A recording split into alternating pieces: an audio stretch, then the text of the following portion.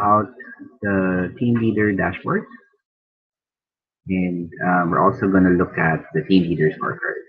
Okay, so hold on, let me share my screen first.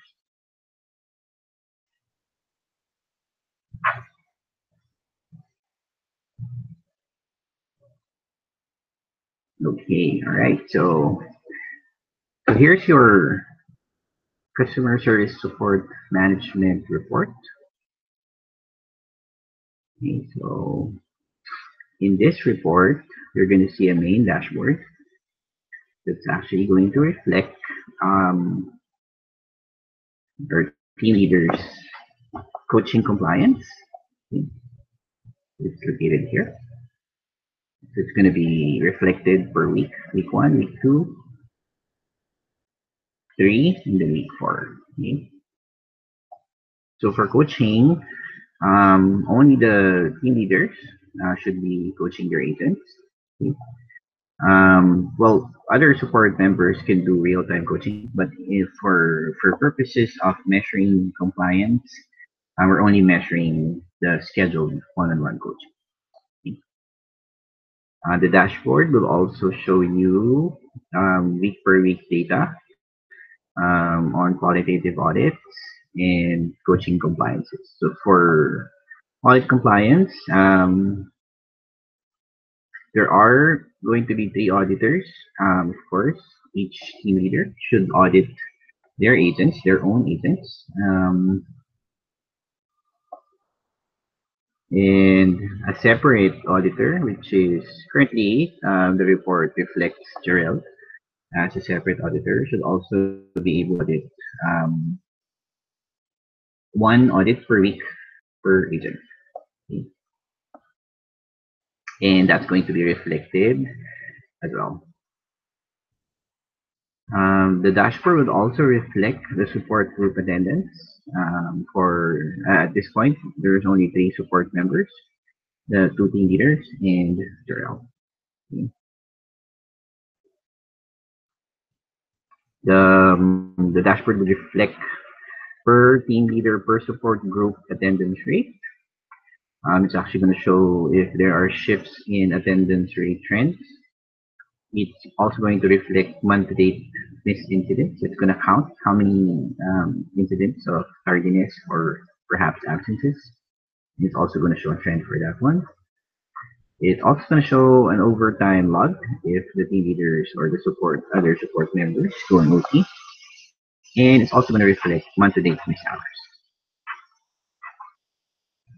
Okay, so in this sheet, you're not really supposed to edit anything. It's actually locked. It's gonna give you a month-to-date overview of everything. Okay, let's move on to the next sheet, and that is your audit tracker. In this sheet, there are only 4 columns that you actually have to complete. The first one would be the week. Okay. Please take note. Audit compliance is done per week, and we're only requiring 4 audit weeks. So what that means is if the month has 5 weeks, you're only supposed to audit the first 4 weeks. Which is why in the drop-down option, you're actually gonna see 5, but we're only tracking 4. Let's say for week 1, um, let's assume that I'm Josh. Okay, for week 1, I have to track that here. Let's say I did the first one with Estelita Boktoy. I have to choose my name. I have to choose option 1, option 2, or option 3. Option 1 means that you're actually done with the audit. Okay. You put 1. It's actually going to show that you have 1 required audit for Estelita Boktoy and that you were actually compliant for week 1, which means that you're really able to do it. That would also reflect under week 1 QA audits compliance. Please take note that the numbers that you're going to see on the right side are your audit compliance. Next would be, let's say I did another one. for mailing reason. Um, same. And I was able to complete it. I put there one. And then that would now reflect under my month-to-date compliance and my week-to-date compliance. So I have another agent. Her name is Rika Jane Rico. However, at this point, um, Rika was actually out for days, which means that I wasn't able to audit any ticket since she doesn't have any. In that case, I would actually have to exempt her so that my compliance won't get affected. In that case, I would actually have to choose option number three. If I do that, it will actually reflect that there is no required audit for Rika Nico and that she is exempted. That would mean that for week one, my audit compliance would now be 100%. It's as simple as that. Let's choose a different scenario. Let's say I wasn't able to audit Rika. For whatever reason, I wasn't able to do it. If that is the case, then I would have to put here two, which indicates that I actually have one missing audit. Okay, because I was required to do it, I wasn't able to do it, and audit compliance would now show non-compliant, and that would affect my overall compliance rate.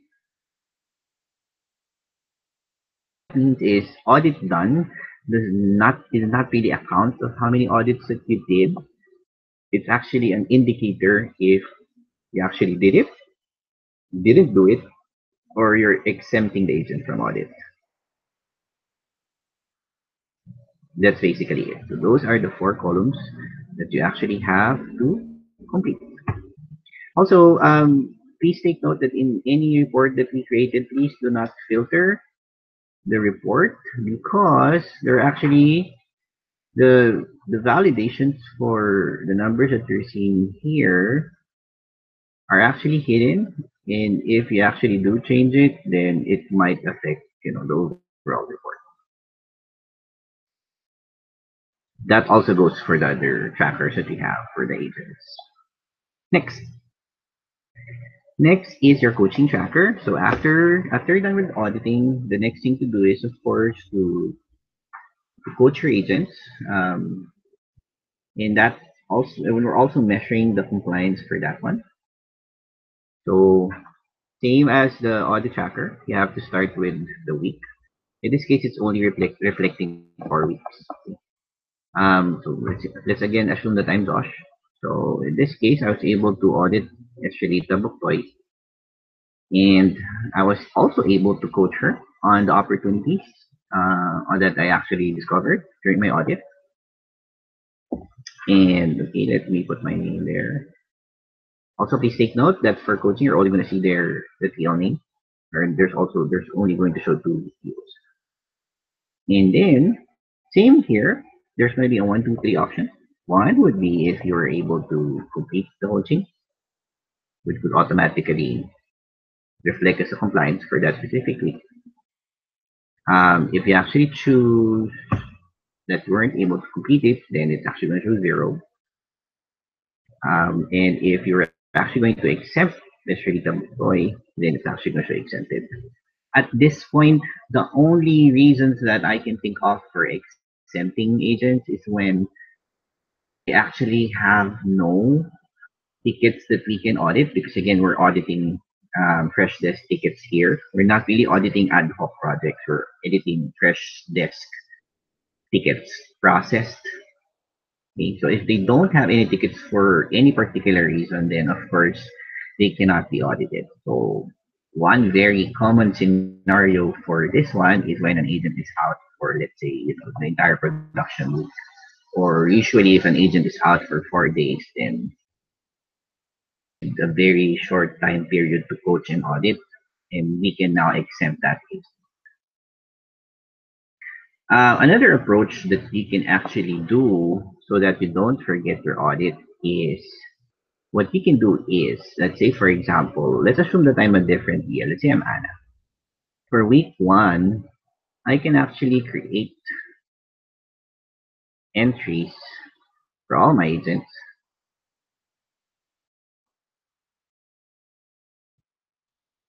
just like this one.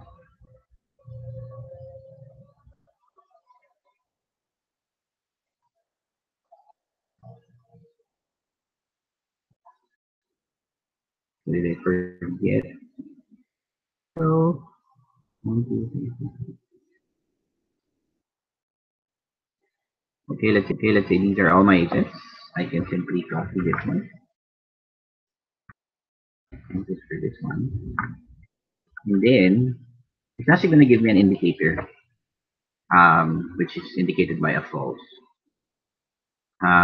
So be able to have a tracker by just looking at this, and I would know that okay, I haven't audited Arian yet, I haven't audited Ephraim yet. So as I go along, I just put there one, and just put there one, and then one, and then one.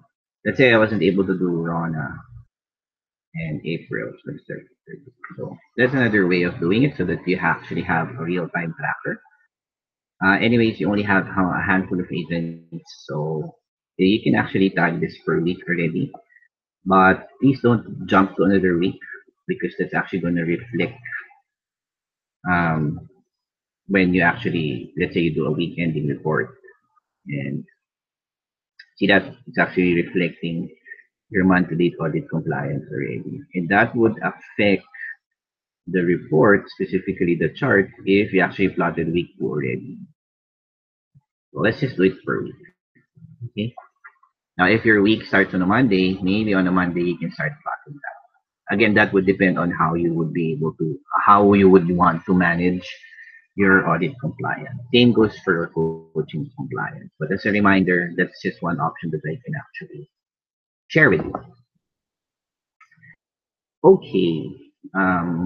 Again, for coaching compliance, for the coaching tracker, sorry, not supposed to edit anything here because it's supposed to be locked. But if you actually edit something here, there are formulas here that would actually affect the entire sheet, including your dashboard. So just the four.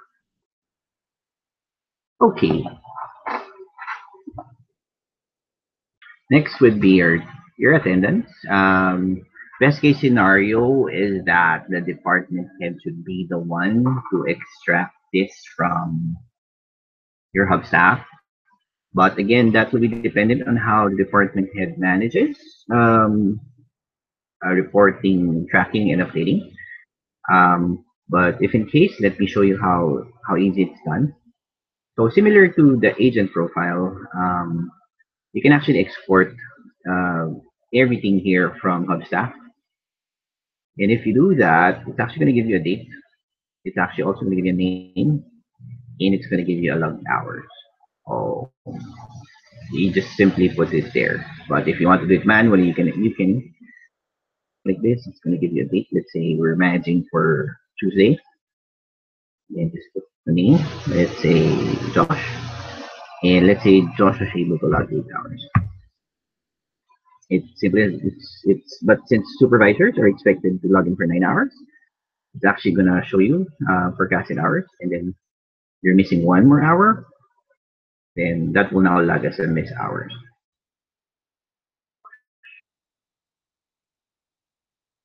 It's that part, but it should reflect here.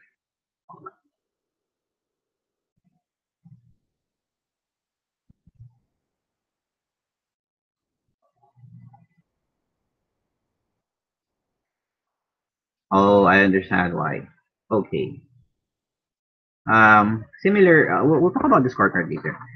But how the report is actually computed is and it's actually basing data on month-to-date operators. What does that mean? Whenever it's the start of the month and you're going to use the tracker, you actually have to change the month-to-date operator to the start of that specific month. In this case, the trackers that me and Carla created, are all for December data, which is why will actually show December data. Yeah. which is why it's actually showing under week one attendance.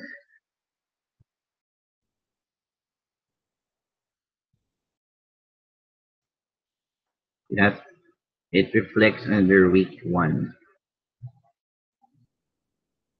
but under missed, this computation is actually based on the start and end date of. I actually changed that just for, you're not supposed to do this, but just to reflect the data. If you actually change it to 11/27, it's now going to show the attendance for Josh. See that? And if you go here, it's actually also reflecting Josh's attendance. But but for reporting purposes, we would like to report everything on a monthly basis, which is why attendance is also reported on the monthly basis. Okay. Now, if let's say,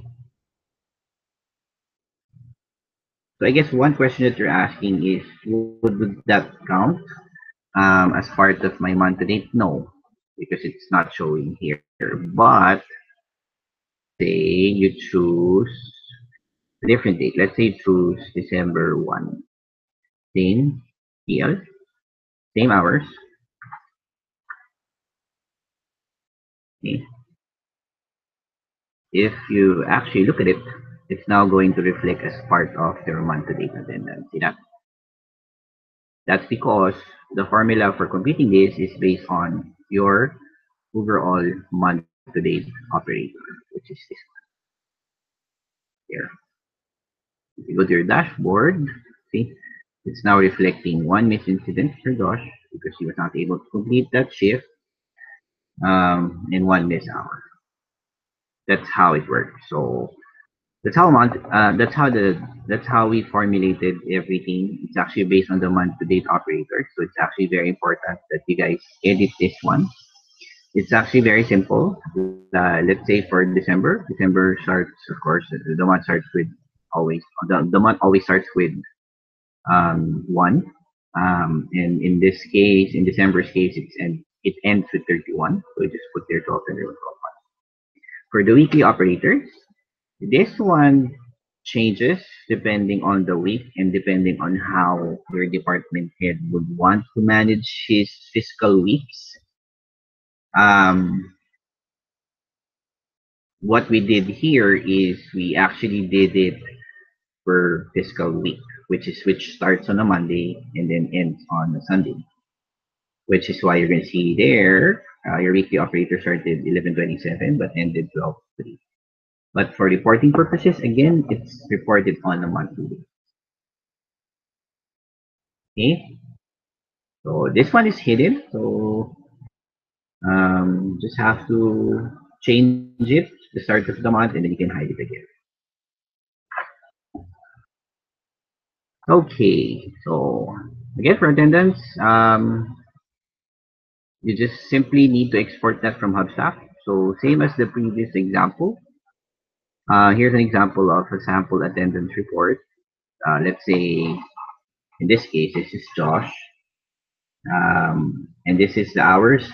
Hubstaff actually does not reflect it per hour. This is actually a time. So if you input that there, it's not really going to compute for anything.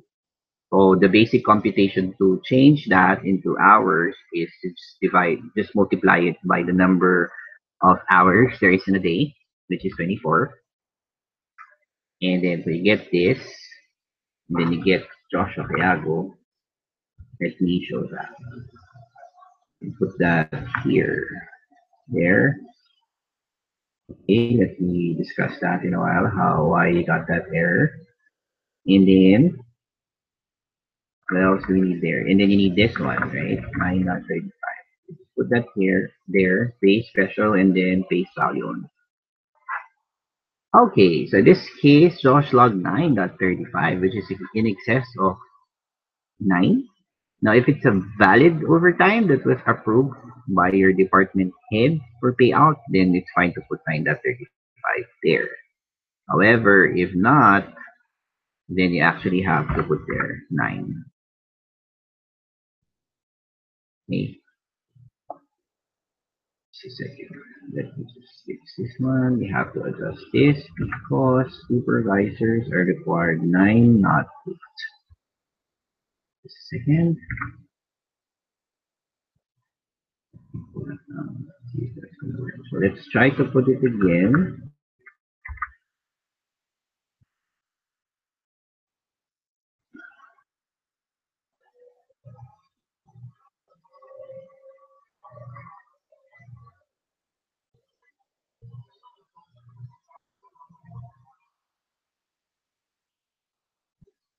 Let me just fix that part. Alright.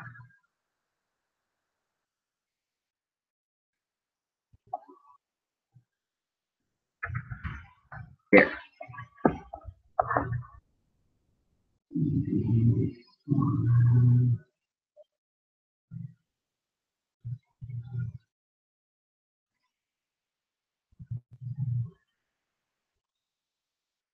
Let me just reflect this one after the video, but yeah. Okay. All right. So next is you're now seeing an invalid error. Why is that? Um, there's actually fixed validations. Josh Kayago is shown as Josh Kayago. So to fix that, hold on. Let me show you how it's being fixed so that if in case you encounter this error moving forward, you would be able to do it yourself. So let's show the hidden sheets under data validation. Under TL name. So this is where we're actually getting all the data being used for validation.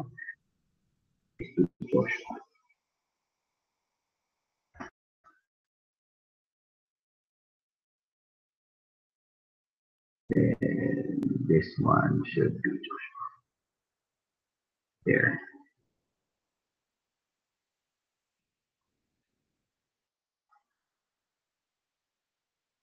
Okay, that's it.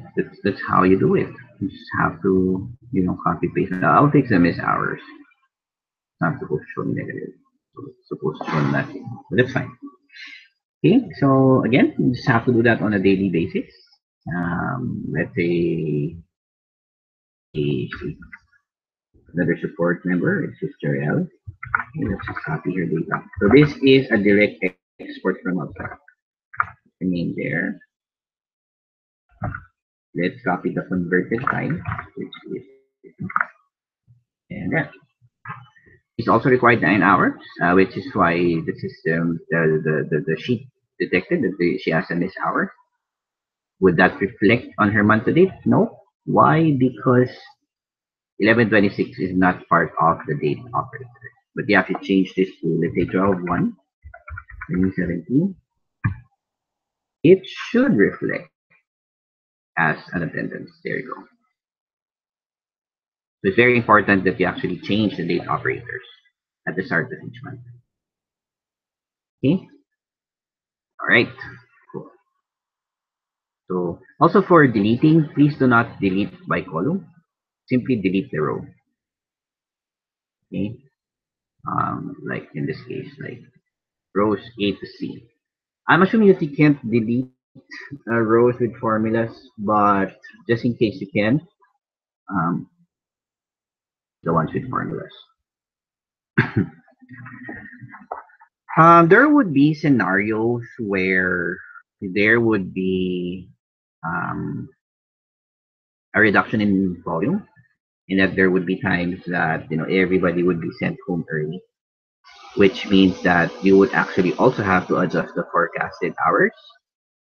Um, and those are what we call VTOs or flex outs or being sent home early. So in this case, you just have to actually manually do it. Let's say today there is actually, let's say it's a holiday in the US, and usually when it's holidays, there's a big reduction in volume, and then your department can tell you, okay, so for today I only need one supervisor, and let's say Josh decided, okay, can I go on PTO? And then the department head said yes. And okay, so let's say today I only had 4 hours shift. So just change this to 4. Let's say 4. So that my missed hours will actually reflect as 0. That is one instance where you actually have to adjust it manually. That is the reason why I did not really lock this part. Okay? But in terms of missed hours and overtime hours, no need to change anything here. Let me just fix this particular one. Cool. Okay, so that's basically how you edit and manage the 3 important sheets here. Audit, coaching, 2 here are for compliance, and then this one is for your attendance. Please take note, you're only tracking your attendance here. The agent attendance is tracked in the agent dashboard, which was previously discussed. So as part of coaching your agent, you will see here a template that you guys can use for coaching them. It's called SWOT analysis. Um, SWOT stands for strengths, weaknesses, opportunities, and threats. It is actually defined here as something um, being evaluated, and could be a business, a person, a place. In our case, it's a process or it's an agent. It's basically a tool that helps us evaluate how that specific agent is doing, okay? And what is great, which stands for the strength, what needs work, which stands for weaknesses and opportunities, what we could develop out for. So you can actually use this as your coaching template. You can put there, of course, our agents have strengths, but we would actually want to utilize. Okay? Some agents would actually have weaknesses that we would actually want to correct or eliminate if it's causing a big gap in the current ticketing process, or it's causing the agent to fail his or her scorecard. Then we write those here. If an agent has opportunities, these are things like, let's say an agent keeps failing a specific attribute in the quality audit, you can put that there. So when you discuss with your agent, it's actually all reflected here. An agent can also have threats. Let's say agent keeps on, um, being absent on a certain day, and it's becoming a trend already, and it's affecting team attendance and team performance. So you can also write that there for coaching and for documentation. So these are all, it's just a template, okay, but it's actually great that you actually have a standard template. You can put here your action plans, or the action plans that you and your agent came up with. So that's what the SWOT analysis template is for. Okay, let me hide the validation. Please, it's actually very important that you actually don't edit the validation, because if you do, it actually changes a lot of things in this tracker. Finally, we also added a ticket management template that you guys can use if you prefer, where everybody, where you can actually keep track of the tickets that you assign. Um, since all support members assign tickets, so the 3 names are actually here. There's actually an example here. Say for example, Anna Salamat, assign ticket ID to agent Rico Enrico. So agent validations are all there. Um, it's also going to show a dispatch date. So initially, we're not really looking at assigned times, because to be completely honest, Fresh List does not show assigned time. So this is just more of a tracking for team leaders and support members. Does not really measure anything at this point. But instead of having separate trackers, why not just have one? So you can put their date, dispatch time, when did you assign it, and it's actually going to compute for a time variance between what time the ticket was dispatched and what time was the ticket assigned. So you can actually check, um, if a ticket was actually critical. Well, we assume that all tickets are critical, but there are certain tickets that would really need attention, and you can put a comment there. So this is just more of like it's like a tracker, for all the tickets that you actually assign. We're not even requiring you to do it, but if you're already doing it and you have separate trackers, so just to make it standard, you can put it here. This does not go into any report. Just really a tracker.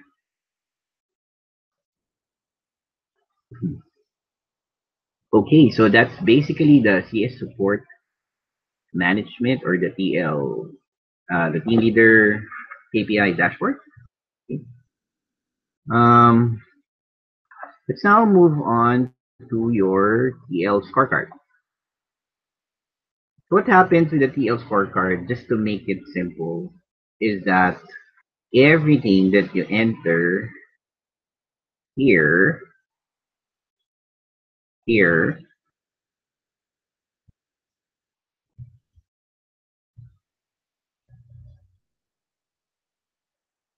okay, automatically moves here.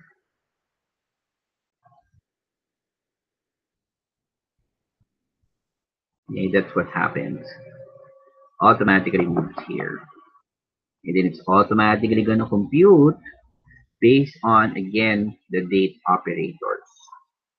Okay.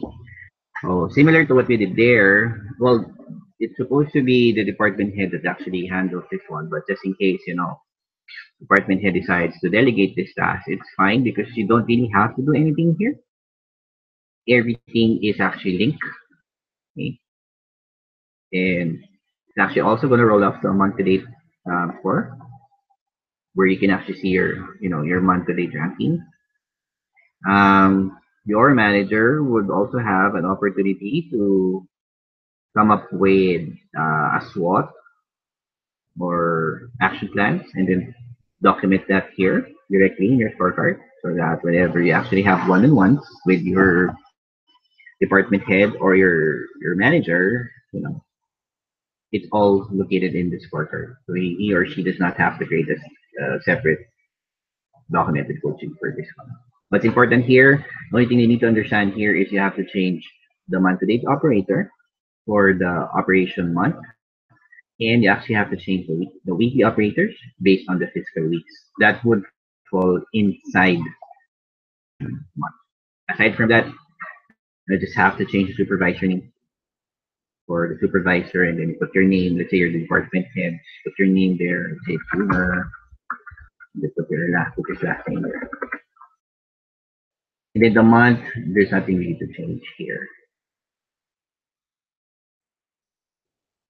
Or you can put the month here. Doesn't really matter because it's actually based on the month date operator.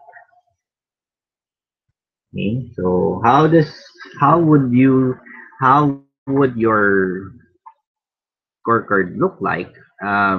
So it's actually going to show you your different KPIs, your productivity KPI, your quality KPI, attendance KPI, compliance KPI. Okay, you're also going to see there the weights, okay, completion rate of your team. Okay, please take note, this is of your team, not your own. Is again tickets assigned versus tickets completed, and then the 15% average handling time of your team. So this is basically an average of their AHT. Okay, that's 25%. Um, Next would be quality. Again, this would be the quality scores of your agents, not your own quality audit. At this point, we're not really auditing the work that you did unless that is something that the department head would like to do moving forward. But this quality rating here simply is an average of the quality score of your agents. That's 25% of the overall weight. Um, and then you have attendance. Okay, attendance is just 10%. How does that uh, How is that measured? 50% of that would come from your team's attendance, and then 50% from your own. Okay. Which rolls up to 10%, which rolls up to 100%. Got it? So it's a combination of your team's attendance and yours. Okay. Equally distributed. Next would be compliance. So that's 25%. So this basically measures what we previously discussed. So a bigger, we felt that QA audits are more require a bigger weight, which is why QA audit takes up 60% of your 25% compliance work, and coaching compliance takes up 40% of your 25% compliance rating. So if you actually sum that, that would actually roll up to a 100% goal, which would then be reflected here and be matched to a corresponding rating scale, 2, let's say in this case 2, and then corresponding here it would be your actual month-to-date score. Again, there's still a lot of numbers that are not here. So once everything has been plugged here, attendance has been tracked, then it would now reflect under your score. Let's say you're browsing this one, you want to see yours. There's only 2 supervisors, so just change the name with the drop-down option to Ana Salamat or Dos Kaya. And that's basically it.